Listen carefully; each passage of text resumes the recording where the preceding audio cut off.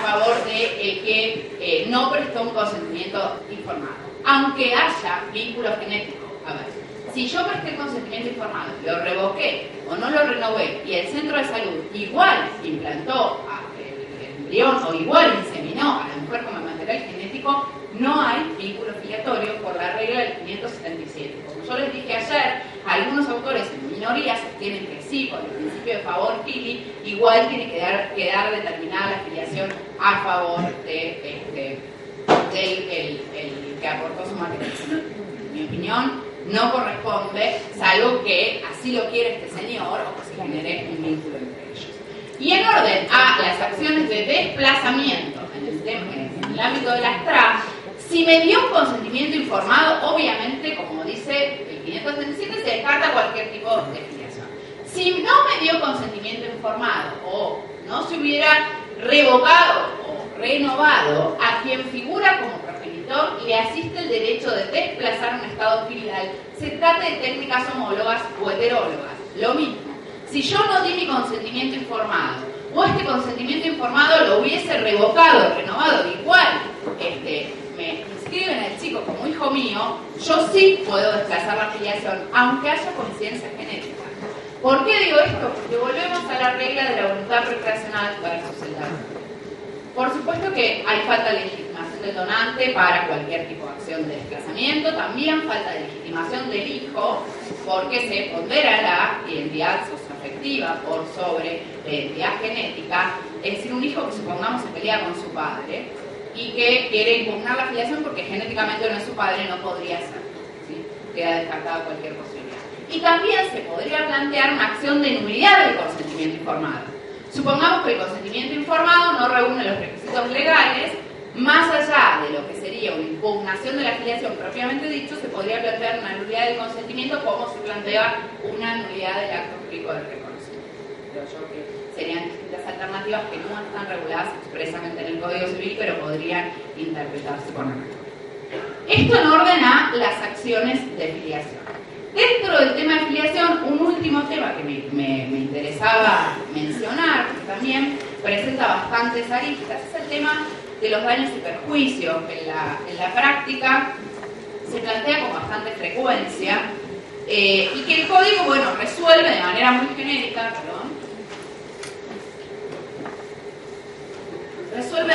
genérica, en el artículo 587, donde lo único que indica es que el daño causado al hijo por la falta de reconocimiento es reparable, reunido los requisitos previstos en el título respectivo de responsabilidad civil. De modo que el Código lo único que hace es volcar una solución genérica que no termina de definir en qué casos o bajo qué circunstancias el daño es reparable por el no reconocimiento. Vean que hay una primera limitación, que es el daño causado al hijo. El daño que puede, o los daños que pueden producirse derivados de las acciones de filiación o de distintas circunstancias vinculadas con la filiación, no siempre son al hijo. Pueden ser al padre desplazado, pueden ser a la madre. ¿Cómo se analizan estas situaciones jurisprudencialmente más allá de la acotada norma del 587? Lo primero que tenemos que tener en claro, y esto también a los fines de probatorios, es que el daño hay que probar. Algo hay que probar en el daño. A ver, y acá tenemos que hacer, digamos, una distinción. En el daño por las consecuencias no patrimoniales, el viejo daño moral, que seguimos llamando moral, pese a que el Código ya no alude al daño moral, es el daño por las consecuencias no patrimoniales. No hay ninguna discusión en orden a que el hijo está legitimado para reclamar este daño, eventualmente representado por su madre, pero en la mayoría de las situaciones no se admite la legitimación de la madre. Ahora vamos a ver que hay excepciones en esto y hay que ver cómo vamos a argumentar estas excepciones, esta posibilidad de que la madre esté legitimada. Pero en principio, respecto al hijo, existe consenso. ¿Qué es lo que digo que ustedes van a tener que probar cuando se inicia la demanda de filiación? Lo que yo tengo que probar de los 4 elementos de la responsabilidad civil, que son antijuricidad, factor de atribución, relación de causalidad y daño. Antijuricidad hay, porque no reconocer al hijo es un cumplimiento de un deber jurídico, pero tengo que probar el factor de atribución subjetiva. Si yo no pruebo que el señor sabía o debió saber que tenía un hijo, nunca va a prosperar una demanda de daños y perjuicios. O sea, esto también a veces es olvidado en la demanda. Se inicia una demanda demanda se acompaña como única prueba el ADN y no se ofrece prueba en relación a la demanda de daños y perjuicios. Y esto ha dado lugar a que se desestimaran demandas de daños porque yo no sabía si este señor sabía o no que era el padre. Por supuesto que hay elementos que se consideran y son relevantes, por ejemplo la actitud procesal. ¿No? El que viene contesta demanda y dice yo no la conozco, nunca tuve relaciones y después le da el ADN positivo. O sea, ya ese argumento de que no la conozco, nunca tuve relaciones, hay que olvidárselo. Por las dudas, digamos, me parece que sí, no sé, que alguna relación tuve, no fue una relación de pareja, no sabía que tenía un hijo, digamos. Seamos más convincentes en la argumentación, porque si me baso en no la conozco, nunca tuve relaciones y el ADN me da positivo, estoy complicado. Ya con eso solo puede prosperar una demanda de daños y perjuicios. O sea, la actitud procesal del demandado es uno de los elementos a considerar para determinar si existió culpa o dolo. Pero nosotros tenemos que probar esta culpa o dolo y lo tenemos que hacer a través de otra prueba testimonial, documental, la prueba que se nos ocurra. Pero hay que probar esto. Probada que hay un factor de atribución subjetivo, el daño moral se presume. El daño moral al hijo se presume, y yo diría, esto lo dice toda la jurisprudencia, pero yo avanzaría más, en que se presume iure de iure. Yo creo que en cualquier circunstancia un hijo no reconocido sufre daño moral, cualquiera sea su edad, porque hubo muchos fallos que han desestimado el reclamo de daño moral porque se consideraba que los niños eran demasiado pequeños como para sufrir las consecuencias sociales del no reconocimiento. Esto es una cuestión que nos podrá llevar a cuantificar el daño. Cuanto más grande, más daño va a haber, porque la repercusión del no uso del apellido paterno y demás es más social. Pero aunque un chico tenga 6 meses, a menos a nivel inconsciente, el saberse negado por su progenitor, yo no tengo dudas que genera un daño. Será distinto al daño que puede tener un chico de 15 años, pero por eso, y esta es mi mirada, sostengo en particular que el daño moral probado el factor de atribución se presume iure de iure. No quiero dejar de comentar que hay algunos autores que sostienen que el factor de atribución es objetivo, que para mí, yo creo que es subjetivo, que hay que probar culpa o dolo, pero hay algunos autores como Mincher o Martínez Acosta que sostienen que solamente el hecho de mantener relaciones sexuales es asimilado como a una situación de riesgo. Entonces, que todo el que sostiene relaciones sexuales tiene el eventual riesgo de dejar embarazada a una mujer y demás, y que el factor de atribución es objetivo. Yo no comparto esta posición, pero existen doctrinariamente autores que sostienen que la relación sexual está vinculada con cómo conducir una... no puede llevar a una responsabilidad objetiva. ¿Qué parámetros ha tomado? Porque el gran problema de la cuantificación del daño moral al hijo es cómo, lo tenemos de problema, lo tenemos todos, cómo mensuramos el daño moral. Es muy difícil, porque no tenemos fórmulas. Imagínense que es difícil con el valor vida, con temas, no tenemos fórmulas, y lo que hace la jurisprudencia es tener elementos, pero la verdad es que termina siendo un poco adero, porque el daño moral no tiene que ver con la situación patrimonial del padre. Eso vamos a ver que es el daño patrimonial, es otra cuestión. Entre los elementos que la jurisprudencia ha mencionado y ha replicado, reiterado, la edad del niño, siempre, como les decía, a mayor edad va a haber mayor daño, por lo menos se presume mayor daño, el plazo transcurrido desde la negativa al reconocimiento, la actitud del padre durante el proceso, el hecho de negarse, por ejemplo, a la producción de la prueba genética, la falta de colaboración en el proceso, la inserción escolar del niño, haber sido reconocido en las relaciones sociales como hijo del progenitor, es decir, si ha habido posesión de Estado. Hay algunos que en la jurisprudencia dicen, si hubo posesión de Estado, hay menos daño, porque en realidad lo único que no hubo es una formalización de esta posesión de Estado, y hay otros que le reprochan más al padre, que si lo trataba y lo conocía no lo hubiera reconocido. O sea, en esto también hay dos vertientes jurisprudenciales. La situación social y cultural de las partes, no es lo mismo un chico que va a un colegio laico, con determinado contexto, más que un chico que va a un colegio religioso, donde puede llegar a haber, digo, un ejemplo burdo, una mayor discriminación frente, creo que igual es un momento distinto, lo sabemos, pero en otras épocas realmente el ser hijo de madre soltera era estigmatizante.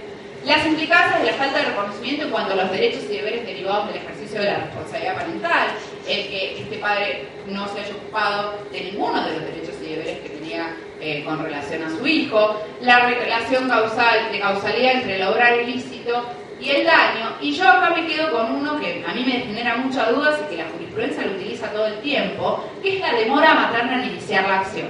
La jurisprudencia imputa al hijo la demora de la madre en iniciar la acción, porque dice que como la acción, se han reiterado muchos fallos, últimamente es un poco más moderado, que como la madre se demoró en iniciar la acción, bueno, no es culpa solo del padre, también es culpa de la madre, pero el resarcimiento es para el hijo, no para la madre.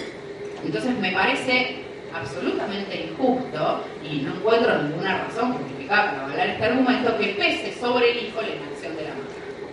De manera tal que no debería ser para mí un criterio para disminuir el monto del resarcimiento. Sí, quizás la demora del propio hijo mayor de edad en iniciar la acción. Eso podría llegar a ser ponderado, pero porque acá el hijo tiene plena legitimación, plena capacidad para iniciar una acción y no lo hizo. Pero reprocharle la inconducta de la madre, en mi opinión, no encuentra ningún fundamento. Sí, la madre puede responder por... ¿A la madre? La madre puede responder también por los daños y perjuicios, por haber ocultado al hijo, por ejemplo, quien era el padre, y no permitirle tener ningún tipo de acceso a la posibilidad de conocer a su padre. Sí lo puede hacer porque además, más reforzado con el 583 del Código, que obliga a la madre, cuando es citada por el Ministerio Público, la insta a dar información sobre el presunto padre y más. De modo que el Estado está en un punto garantizando que la madre, después que en la práctica se cumple o no es otra cuestión, que la madre tenga todas las herramientas para poder iniciar una demanda de filiación, porque el registro civil debe informar al Ministerio Público y el Ministerio Público debe instar. De manera que si la madre no colabora, me parece que esto refuerza la posibilidad de que sea susceptible de una acción de daños y perjuicios. Es más difícil que se presente contra la madre, pero ha habido casos. También, por supuesto, una acción de daños y perjuicios prospera por un padre desplazado en una filiación, que se creyó durante 20 años padre de, hubo muchos casos, y resulta que no lo era. También es una situación que da lugar a los daños y perjuicios.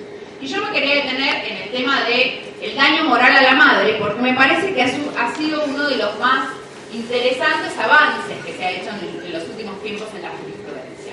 Si nosotros tomáramos textualmente el artículo 1741 del Código, que alude a los legitimados por el daño moral, que digo yo, porque es muy largo, con consecuencias no patrimoniales, el damnificado, el único legitimado, ustedes saben que es el damnificado directo. La excepción que incorpora frente al viejo 1078 y 1741 es que también están legitimados aquellos que sean damnificados indirectos cuando de esta situación se produjo la muerte o una gran discapacidad de la persona. O sea, no sería claramente el caso del daño moral por el no reconocimiento, donde tenemos un hijo vivo y donde no tenemos una situación de gran discapacidad. Esto se pasó para otros casos, ustedes lo saben, antecedentes como la Corte Suprema Provincial de Buenos Aires, etc. ¿Con qué panorama nos encontramos para la madre? ¿Y qué posiciones tenemos dentro de doctrina jurisprudencia? La gran pregunta es la madre damnificada directa por el no reconocimiento de su hijo? ¿La madre tiene derecho o existe un deber de garantizarle a la madre un padre para su descendencia? ¿Sí o no? ¿Es damnificada directa porque no se reconozca al hijo, sí o no? A ver, ¿qué piensa?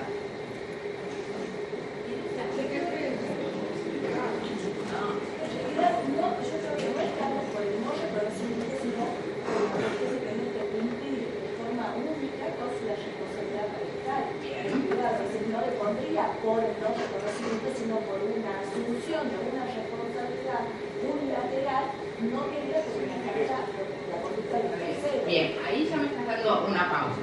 Yo creo que es susceptible de daños, pero no por el no reconocimiento del hijo.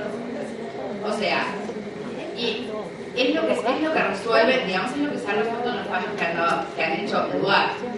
A ver, hay claramente un deber ético o moral con relación a la madre, no al hijo, de reconocerle a su hijo, pero no, entiendo que no es un deber jurídico, de modo que yo no podría decir que es damnificada directa. Es damnificada indirecta y claro, tendré que declarar la inconstitucionalidad del 1741 para sostener que es una damnificada indirecta porque no está entre las excepciones del 1741, pero podría declarar la inconstitucionalidad del 1741. Yo creo que se puede resolver de una manera más simple sin declarar la inconstitucionalidad de nada.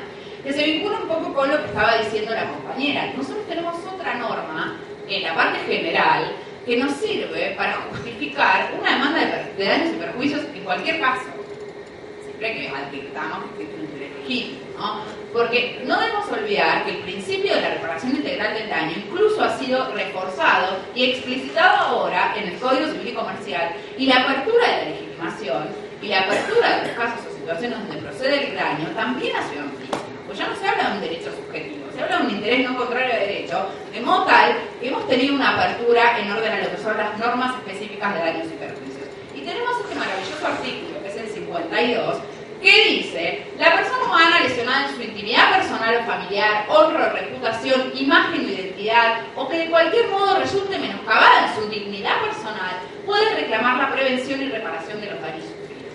Creo que con esto podemos, en función de cada caso, por supuesto, en función del contexto del caso, hacer lugar a una demanda de daño moral contra la madre. Y la verdad es que la jurisprudencia ha ido variando en el último tiempo. Si nosotros vamos a la postura tradicional negatoria, como este fallo de la Sala F, por traer uno de los varios ejemplos, en el fallo se decía: la madre no sufre un daño moral propio por la falta de reconocimiento de su hijo, pues sus hipotéticos sufrimientos y la angustia que situarían a lo sumo como damnificada indirecta por omisión del padre, y por lo tanto carece de legitimación para formular tal reclamo. Sin embargo, esta mirada tradicional se ha se ha flexibilizado en los últimos tiempos. ¿Y por qué? Si uno lee las argumentaciones que se han dado en los distintos fallos, algunos hablan de damnificada directa, otros indirecta, pero en el fondo aluden a las circunstancias del caso que hirieron la dignidad, la honra, la reputación de la persona. A ver, en este caso, por ejemplo, que es uno de los primeros que hace lugar a un daño moral a la madre, la Sala K del año 2013, el señor contesta una demanda diciendo que la madre más o menos era una prostituta que se acostaba con medio planeta, que no se acordaba ni de quién era, que era una pobre y más, porque además algunos abogados que van a escribir la contestación, que no tenía ni para pagarse el colectivo para ir al juzgado y que lo quería extorsionar. Eso es lo que contesta el señor en su presentación al cliente. Tarda años el proceso, años, porque no colaboraba en la producción de la prueba, por toda una serie de circunstancias. Y entonces, en este contexto fáctico particular, porque digo, no es en todos los casos, pero en este contexto fáctico en particular, la Cámara considera que corresponde indemnizar también a la madre. La Cámara dice: del contenido de la contestación de la demanda resulta también que el actor es una damnificada directa de la conducta ilícita del demandado, la que le ha producido daño moral. En efecto, el aquí demandado atribuyó a la actora, a quien a esa altura dijo no conocer o no recordar haber tenido una relación sentimental con ella, la especulación de extorsionar al suscripto, un provinciano casado, tal vez predispuesto a un arreglo.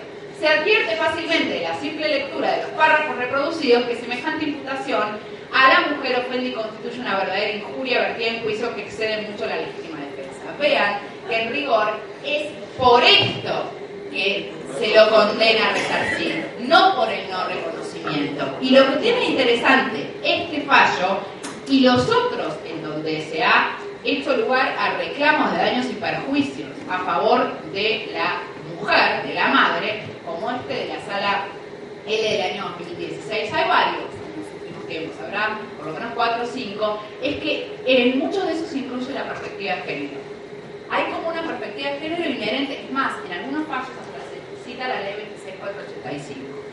La circunstancia de que no se reconozca a un hijo afecta, o por lo menos debe mirarse desde una perspectiva de género. En este caso, la Sala L dice: resulta ser damnificada directa a raíz de la lesión de sus intereses espirituales, como esto que viene a lo que decía la compañera, generado no solo por la indiferencia del padre del menor, sino por su rechazo expreso, lo que seguramente produjo repercusiones negativas en el entorno familiar y social de él. No puede ignorarse que el desconocimiento del demandado de sus obligaciones parentales de contribuir a la formación, el cuidado y a la educación del hijo obligó a la actora a asumir sola responsabilidades morales que la ley y la naturaleza imponen compartir, circunstancias que han generado un exceso de tareas, tensiones, angustia, dolor y afectación en su honor y que configuran el deber de resarcir a R como víctima directa, necesaria e inmediata del perjuicio producido por su conducta. Así que si tienen a una mujer en el medio que ha padecido esto, hay varios antecedentes que habilitan el resarcimiento por daño moral. Y con relación a los daños, dos cuestiones más que tenemos que analizar. Una es el tema del daño patrimonial, un tema que también es interesante, pese a que ha habido poca jurisprudencia, cada vez hay más, pero ha habido poca que alude al daño patrimonial, el daño patrimonial que puede sufrir el niño y el daño patrimonial que puede sufrir también la madre, que acá sí puede ser una implicada directa de una situación. O sea, el señor que no cumplió con el pago de alimentos de toda la vida de este señor, no lo reconoció, alguien pagó la madre, en general, ¿no? Entonces acá tenemos que diferenciar dos situaciones. Por un lado, el derecho del niño al daño patrimonial. Y tener bien en claro que el derecho del niño al daño patrimonial no es sinónimo de las cuotas alimentarias no percibidas, ¿sí? Porque el derecho del niño a tener un resarcimiento patrimonial no es igual al deber alimentario. El deber alimentario surge a futuro para el niño.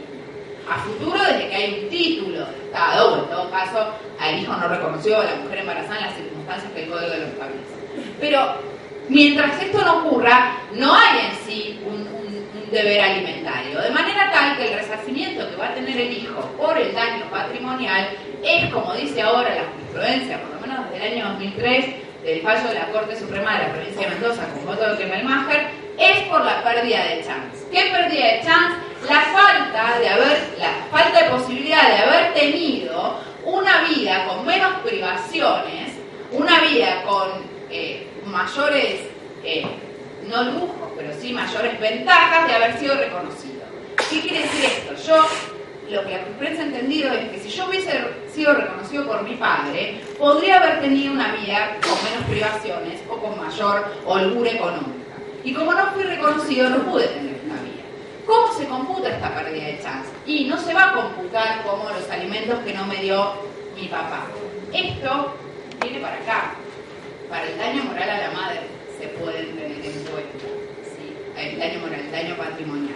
Para la pérdida de chance del hijo se hace como una especie de cuenta un poco subjetiva, de fijar una suma por considerar que esta suma es un poco resarcitoria de aquella pérdida de posibilidades que tuvo el hijo por no haber sido reconocido.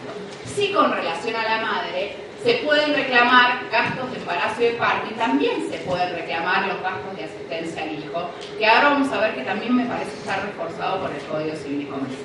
Vamos a ver las dos situaciones. El tema de la pérdida de chance, traje como ejemplo un fallo, hay muchos.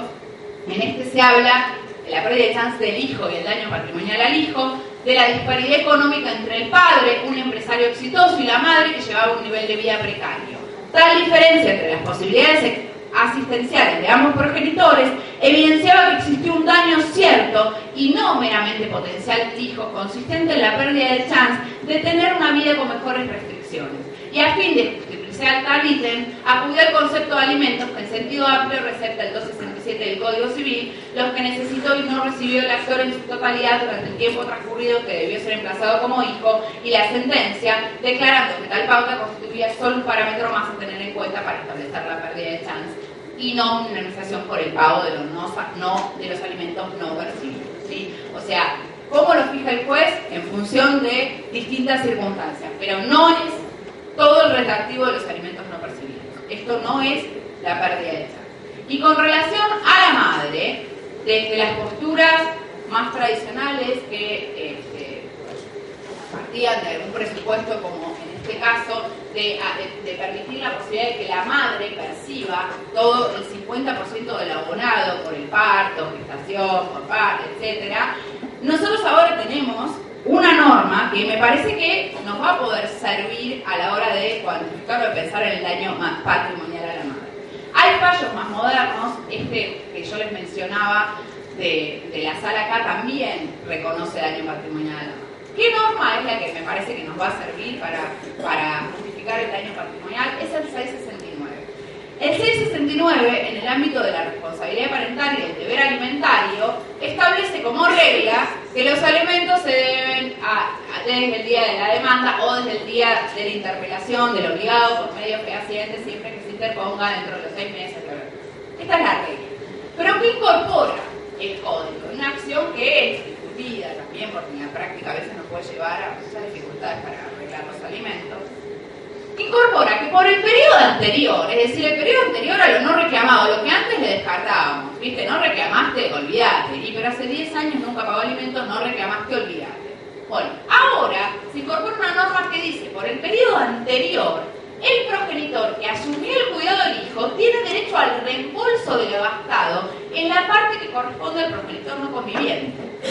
De modo que supongamos que yo tengo una, y porque esto se aplica al tema de los daños y perjuicios. Yo tengo un hijo con título de Estado, ¿no? Un hijo no reconocido, y yo reclamo alimentos a partir de que el chico tiene 10 años. No lo reclamé antes, pero le fijan una cuota que es el 30% de sus ingresos.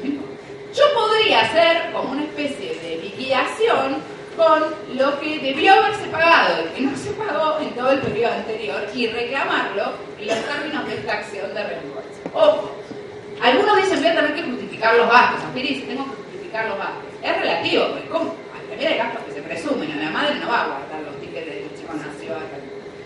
Pero esta acción de reembolso también, creo yo, me sirve para plantear o para justificar la acción de daño patrimonial a favor de la madre si no hay filiación determinada. Porque si hay filiación determinada, es esta típica acción de reembolso, y si no hay filiación, se podría plantear como daño patrimonial a la madre. Es una justificación. Yo tuve un caso en donde me lo plantearon, que lo desestimé porque era un acto de maldad directamente, porque era un acto de maldad. Era una mujer que reclamaba daño patrimonial al señor por no reconocer al hijo, que el hijo estaba inscrito como hijo de su nuevo marido y el padre biológico ni siquiera tenía legitimación para accionar. Ella no impugnaba la filiación del marido, no le dejaba de reconocer al hijo porque no tenía manera, porque digamos, era jurídicamente imposible. Ahora no le deja ver a la nena y encima reclamaba, pese a su postura hostil en el expediente, daño patrimonial por todos los años que el tipo no pagó alimentos.